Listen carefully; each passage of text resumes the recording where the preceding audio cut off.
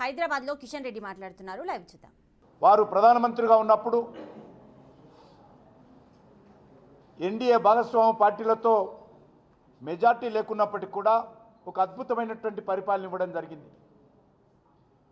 అంతేకాకుండా ఒక్క ఓటు భారతీయ జనతా పార్టీకి ఎన్డీఏకు తక్కువ ఉన్నప్పటికీ మరి ఏమాత్రం వెనుకంజ వేయకుండా నైతిక విలువలకు కట్టుబడి ఒక్క పార్లమెంట్ సభ్యుడు తక్కువ ఉన్నాడన్న కారణంగా ప్రధానమంత్రి పదవికి రాజీనామా చేసినటువంటి గొప్ప వ్యక్తి, ఆదర్శమైనటువంటి రాజకీయ నాయకుడు శ్రీ అటల్ బిహారీ వాజ్పేయి గారు. ఈరోజు మనం హైదరాబాద్లో కానీ చూస్తున్నాం, అనేక ప్రాంతాల్లో ఏవైతే వాల్మీకి అంబేద్కర్ ఆవాస్ యోజన అటల్ బిహారీ ప్రవేశపెట్టినటువంటి పేద ప్రజల హౌసింగ్ స్కీమ్ ఉన్నాయో ఇప్పటి కూడా అవే ఇండ్లు మనకు ఎక్కువ శాతం కనిపిస్తాయి. కోట్లాది ఇండ్లు నిర్మాణం చేసినటువంటి వ్యక్తి అటల్ బిహారీ వాజ్పేయి గారు. ఏదైతే నిర్లక్ష్యానికి గురి కాబడినటువంటి గ్రామాలు ఏవైతున్నాయో ప్రధానమంత్రి సడక్ యోజన పేరు మీద ఆ కుగ్రామాలకు రోడ్ల నిర్మాణం చేసినటువంటి ప్రధానమంత్రిగా సేవలు అందించినటువంటి వ్యక్తి అటల్ బిహారీ వాజ్పేయి గారు. పాకిస్తాన్తో స్నేహహస్తం అందించి భారత్ నుంచి పాకిస్తాన్ వరకు బస్సులో ప్రయాణం చేసినటువంటి ప్రధానమంత్రి చరిత్ర పుటల్లో చిరస్థాయిగా నిలుస్తారు.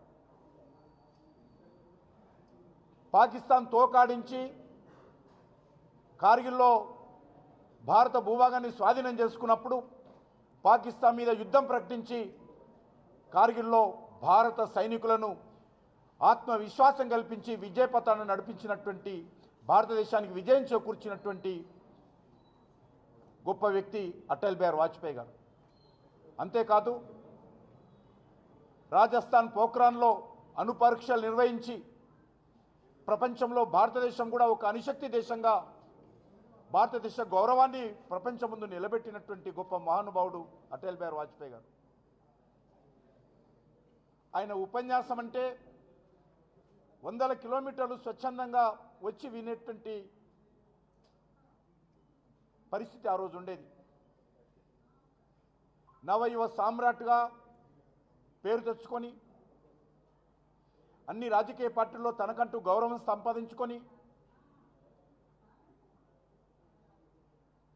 దేశానికి ఎనలేనటువంటి సేవలు చేసినటువంటి అటల్ బిహారీ వాజ్పేయి గారి నాయకత్వంలో దేశం ఆ రోజు ఎంతో అభివృద్ధి చెందింది. ఈరోజు భారతీయ జనతా పార్టీ అధికారంలో ఉన్నటువంటి నరేంద్ర మోడీ గారి నాయకత్వంలోని కేంద్ర ప్రభుత్వం కూడా వాజ్పేయి గారి స్ఫూర్తితో ఈరోజు దేశానికి సేవలు అందిస్తూ ఉన్నాం. వాజ్పేయి గారి అడుగుజాడల్లో నరేంద్ర మోడీ గారి నాయకత్వంలో భారతీయ జనతా పార్టీ ప్రభుత్వము దేశ అభివృద్ధికి అనేక రకాలుగా సేవలు చేస్తూ ఉంది. వాజ్పేయి గారు ఉన్నప్పుడు కూడా ఏ ఒక్క చిన్న అవినీతి ఆరోపణ లేకుండా మంచి పరిపాలన వాజ్పేయి గారు అందించారు. ఈరోజు నరేంద్ర మోడీ గారు కూడా గత 9.5 సంవత్సరాలుగా ఒక చిన్న అవినీతి ఆరోపణ లేకుండా ఒక నీతివంతమైనటువంటి పరిపాలన, ఒక సమర్థవంతమైనటువంటి పరిపాలన, పేద ప్రజలకు బడుగు బలైన వర్గాలకు సేవలు అందించేటువంటి పరిపాలన, దేశాన్ని అన్ని రకాలలో అభివృద్ధి దిశలో తీసుకెళ్తూ దేశంలో మౌలిక వసతుల కల్పన కోసం పెద్దపీట వేస్తున్నటువంటి ప్రభుత్వం, ప్రపంచంలో భారతదేశ గౌరవాన్ని ఇనుడింపజేసేటువంటి ప్రభుత్వం, భారతదేశం యొక్క భద్రతకు అత్యంత ప్రాధాన్యత ఇచ్చి భారతదేశానికి అన్ని రకాలుగా భద్రతకు ప్రాధాన్యత ఇస్తూ ముందుకు తీసుకెళ్తున్నటువంటి ప్రభుత్వం ఈరోజు నరేంద్ర మోడీ గారి ప్రభుత్వం. కాబట్టి ఆ దిశలో అటల్ బిహారీ వాజ్పేయి గారికి ఈరోజు దేశమంతా కూడా భారతీయ జనతా పార్టీ కార్యకర్తలు ఘనమైనటువంటి నివాళులు అర్పిస్తూ ఉన్నారు. ఆయన యొక్క స్ఫూర్తితో, ఆయన అడుగుజాడల్లో ఒక దిక్కు భారతీయ జనతా పార్టీని, ఒక దిక్కు కేంద్ర ప్రభుత్వాన్ని మరి ముందుకు తీసుకెళ్లేటువంటి ప్రయత్నం భారతీయ జనతా పార్టీ కార్యకర్తలందరం చేస్తూ ఉన్నాము. బడుగు బలైన వర్గాలకు, పేద ప్రజలకు సేవలు అందించడమే కాకుండా దేశాన్ని మరి ఒక శక్తిశాలి దేశంగా నిర్మాణం చేసేటువంటి ప్రయత్నం చేస్తూ ఉన్నాం. వాజ్పేయి గారు ఆ రోజు ఉన్నప్పుడు అయోధ్యలో రామాలయ నిర్మాణం కావాలని కోరుకున్నారు.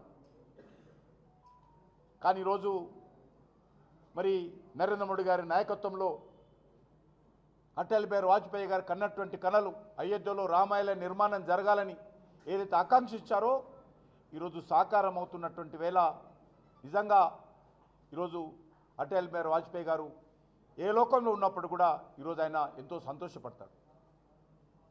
వారి ఆత్మకు శాంతి చేకూరుతుంది.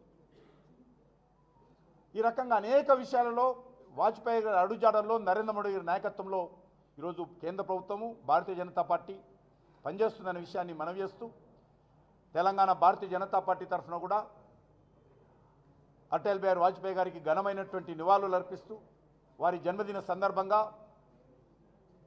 తెలంగాణ ప్రజలందరికీ హృదయపూర్వకమైనటువంటి శుభాకాంక్షలు తెలియజేస్తా ఉన్నాం.